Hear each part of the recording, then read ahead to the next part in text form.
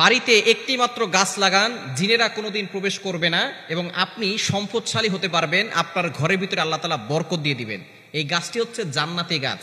আমাদের বাড়িতে কিন্তু অনেক সময় জিনেরা, দুষ্ট জিনেরা আক্রমণ করে থাকে, অনেক সময় আসর করে থাকে, যার কারণে ঘরে কোনো বরকত থাকে না।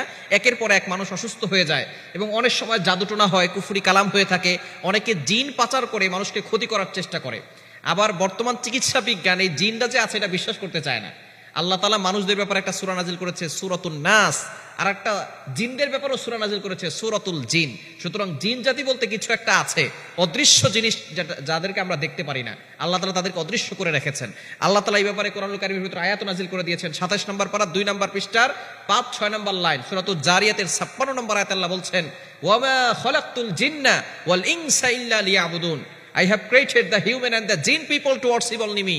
আমি মানুষ এবং জিন জাতিকে একমাত্র আমার ইবাদত করার জন্য সৃষ্টি করেছি।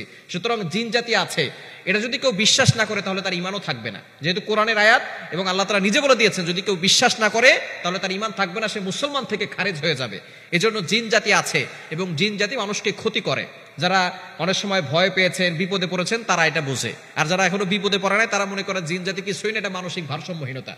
চিকিৎসা বিজ্ঞান যেটা বলে, আধুনিক সায়েন্স, তারা বলে এটা মানসিক ভারসাম্যহীনতা, জিন বলতে কিছুই নাই। এজন্য আমাদেরকে, যারা মুসলমান, তাদেরকে বিশ্বাস করতে হবে জিন জাতি আছে।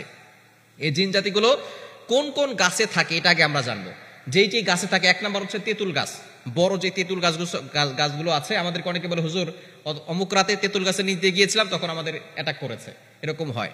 বট গাছে থাকে, বড় তাল গাছে থাকে, যে গাছগুলো অনেক বড় হয়ে গেছে, এই গাছগুলোতে জিন জাতি বসবাস করে।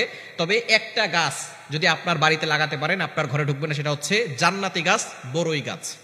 এই বড়ই গাছটা হচ্ছে খুবই ভালো একটি গাছ এবং এটা জান্নাতি গাছ। সিদরাতুল মুনতাহা, ৭ আসমানের পর একটা জায়গা আছে সিদরাতুল মুনতাহা। এটা নবীজি সাল্লাল্লাহু আলাইহি ওয়াসাল্লাম যখন মেরাজে গিয়েছিলেন, তখন তিনি এই সিদরাতুল মুনতাহা একটা গাছ দেখেছেন, বড়ই গাছ।